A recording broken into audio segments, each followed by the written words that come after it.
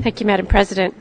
Canada remains deeply concerned that the underlying sources of conflict in Sri Lanka remain largely unaddressed. A political solution, including measures to promote reconciliation, are needed. The report of the Lessons Learned and Reconciliation Commission is a potentially important contribution if the Government of Sri Lanka fully implements its recommendations and adopts a roadmap with clear timelines. The LLRC did not, however, fully address accountability for events that took place in the final phase of the conflict, including the allegations and recommendations outlined by the UN Secretary-General's panel of experts.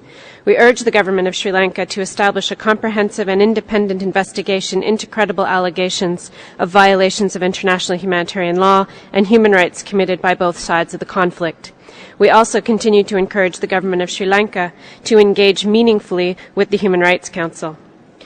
The EU reiterates that the protection of human rights, the respect of the rule of law and accountability in Sri Lanka are necessary steps toward national reconciliation. It calls on the Government of Sri Lanka to engage constructively with the UN Secretary-General and the Human Rights Council on the content of the report of the UNSG panel of experts and on the implementation of the recommendations of the LLRC. We continue to support discussion of Sri Lanka at the Human Rights Council. As its Lessons Learned and Reconciliation Commission made clear, Sri Lanka has significant ongoing human rights issues, including disappearances and threats to media freedom. We urge the Sri Lankan government to take action to tackle human rights concerns and engage constructively with relevant special procedures.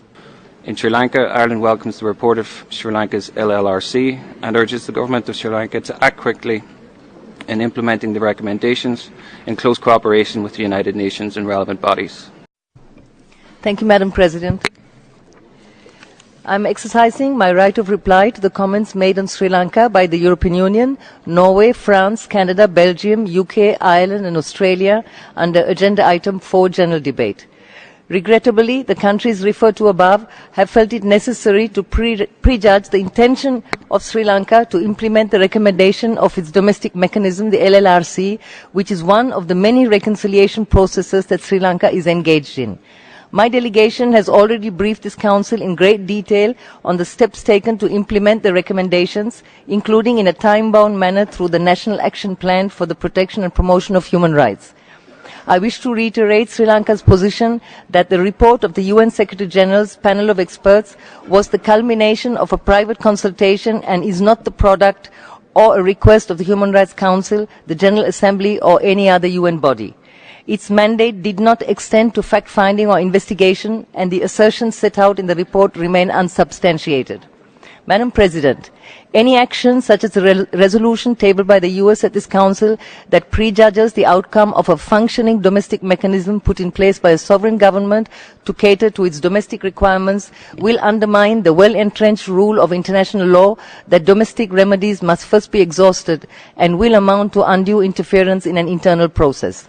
My delegation is gravely concerned that this precedent-setting initiative, which seeks to address past issues, will, if adopted, effectively transform this Council into a tribunal, modifying the powers entrusted to it by the General Assembly, politicizing the institution, and severely affecting the credibility and legitimacy.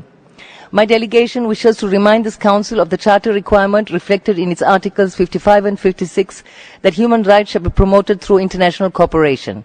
Any attempt to impose advice and technical cooperation from the Office of the High Commissioner and the Special Procedures mechanisms will be in violation of that requirement. In this regard, I wish to reiterate that the Universal Periodic Mechanism is the appropriate and only forum to address the human rights situations in all countries in a cooperative, non-selective and impartial manner and in conformity with the principles upon which this Council was founded. Madam President, Sri Lanka urges the Council not to initiate action in contravention of the purposes and principles of the United Nations Charter and the Declaration of the Principles of International Law concerning friendly relations and cooperation among states in accordance with the Charter. In conclusion, I wish to, in this regard, thank the delegation of Japan, which has in its statement recognized the will of the government of Sri Lanka to implement the recommendations of the LLRC.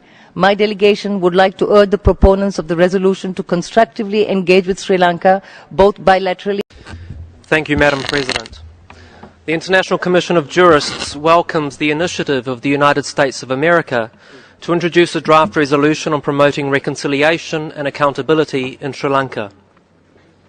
The time for assurances, commitments, plans and intentions has long passed.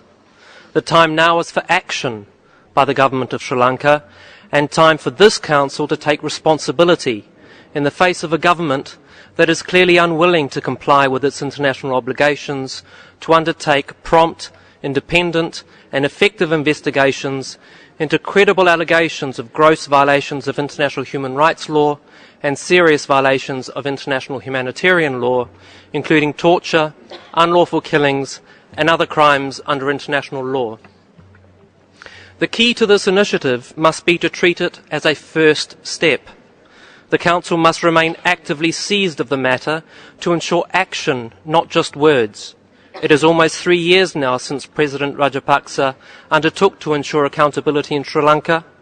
The government has a long history since 1977 of using national commissions of inquiry as a means of circumventing the criminal justice system and of not implementing commission of inquiry recommendations. This is compounded by the very recent examination of Sri Lanka by the Committee Against Torture, where the committee referred to information from the government of Sri Lanka that over 100 police and intelligence personnel had been indicted or were being investigated on allegations of torture. It transpired, however, that there had been only 4 convictions under Sri Lanka's Convention Against Torture Act since its inception in 1994.